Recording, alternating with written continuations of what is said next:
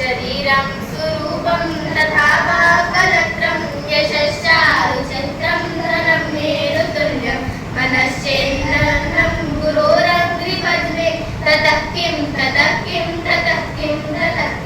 कलत्रं धनं पुत्रपौत्रादि सर्वं गृहं बान्धवा सर्वमेतद्विजातं मनश्चेन्द्रलग्नं गुरोरग्रिपद्मे ततः किं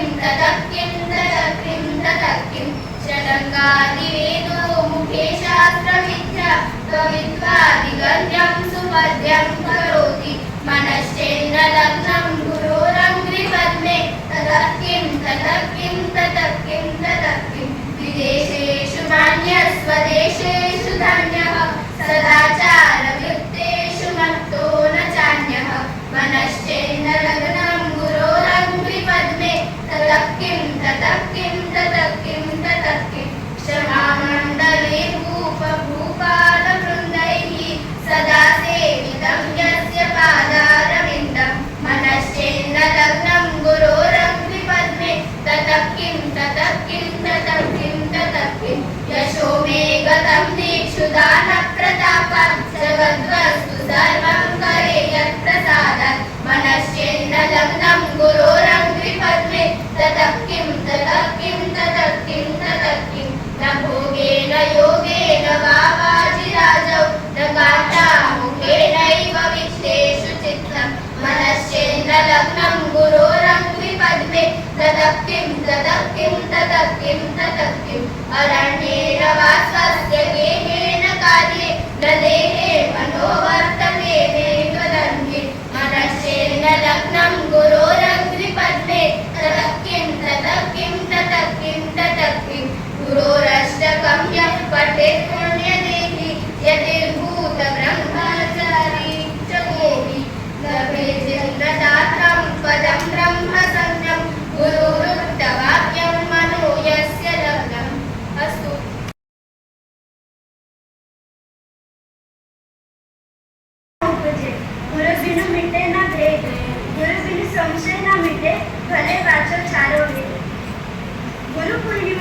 દિવસ આષાઢ મહિનાની પૂર્ણિમાને દિવસે ઉજવવામાં આવે છે. તેને વ્યાસ પૂર્ણિમા તરીકે પણ ઓળખવામાં આવે છે. તે મહર્ષિ વેદવ્યાસના જન્મદિવસના પાવન અવસરે આ તહેવાર ઉજવાય છે. આ તહેવાર ગુરુવારોની પૂજા અને સન્માનનો દિવસ છે. માતા પિતાએ જન્મ આપ્યો, પણ ગુરુએ જીવન જીવવાની કળા શીખવી. જ્ઞાન, ચરિત્ર અને સંસ્કારની શિક્ષા આપણને ગુરુ પાસેથી મળે, તેવા ગુરુના ચરણોમાં કોટી કોટી વંદન.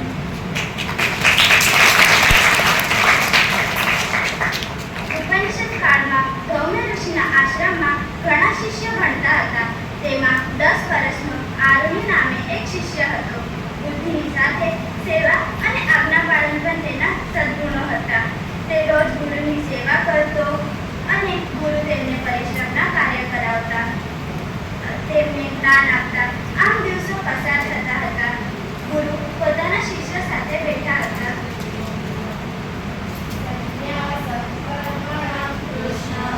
પુનર્યોગમ ચ સંશશિ યચ્છેય એકયોરેકં તન્મે બ્રૂહિ સુનિશ્ચિતમ. ખૂબ વરસાદ પડી રહ્યો છે. આરુણે તું અને બીજા શિષ્યો ખેતરની શું હાલત છે તે જોઈ આવો.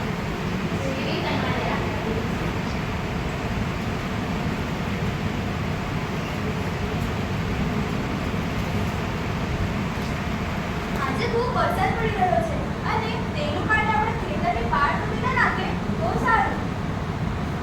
પાળ તૂટી જશે તો પાણી વહી જશે અને ડાંગરનો પાક જ નહીં પાકે. મને તો ખૂબ ચિંતા થાય છે. આપણે કોઈને મદદ માટે બોલાવવા જોઈએ. ગુરુદેવની આજ્ઞા છે, મારે ગમે તેમ કરીને આ પાણી રોકવું પડશે. મેં કાળું લઈને માટી પૂરવાનો પ્રયત્ન તો કરું છું, પણ આ કાળું તો પૂરાતું નથી. એ તો મોટું થવા લાગ્યું. પાણી તો વધારે ને વધારે વધી રહ્યું છે. કેમે તેના પાણી રોકાતું નથી. હવે શું કરવું તે સમજાતું જ નથી. આશ્રમમાં ખબર આપવા જવું કે પછી બીજાને મદદે બોલાવવા. પણ એટલામાં તો બધું જ પાણી વહી જશે. હવે શું કરવું? ના રે ના, મને તો આ બધાથી ખૂબ ડર લાગે છે. હું પણ કઈ સલામત જગ્યા પર જઈને મારી રક્ષા કરું છું.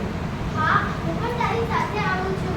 આરુણિ, તું પણ ચાલ અમારી સાથે. અહીંયા તારા જીવને જોખમ છે. ચાલ, જલ્દી ચાલ.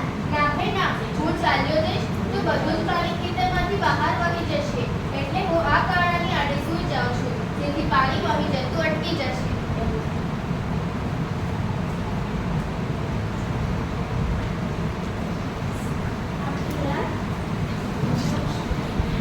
આખી રાત શિષ્યને આશ્રમમાં ન જતા ગુરુને તેમની ચિંતા થઈ. તેથી તેઓ તેમને શોધવા નીકળ્યા. 2-3 શિષ્યો તો તેમને દૂર એક સલામત જગ્યા ઊભા હતા તે મળ્યા. પછી તેમણે આરુણિને બૂમ પાડી.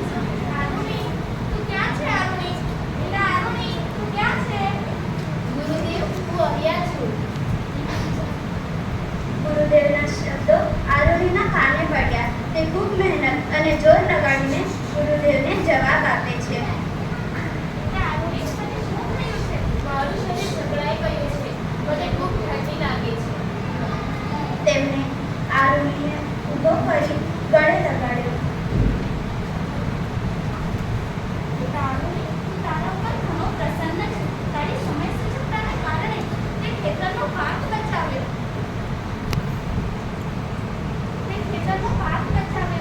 આરુણિ, ધન્ય છે તમે. તમે મારા બાપો આશીર્વાદ છે. આરુણિના ચહેરા પર શોભની લાગણી ઉપસી આવી. ધૌમ્ય ઋષિનો ચહેરો પ્રસન્નતાથી ખીલી ઉઠ્યો. આરુણિના કાર્યથી તે ધૌમ્ય ઋષિ ખૂબ ખુશ થયા અને બોલ્યા, આરુણિ,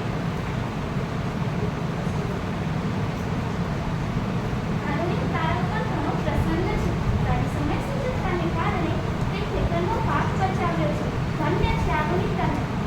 ગુરુદેવ, મને માફ કરજો. હું તમારી સેવામાં હાજર ન રહી શક્યો. બેટા આરુણિ, માત્ર ક્ષમા આપો કે તારા કાર્યની પ્રશંસા કરો. ગુરુ અને શિષ્ય આશ્રમમાં પાછા ફર્યા. સૌએ આરુણિની ભારે પ્રશંસા કરી.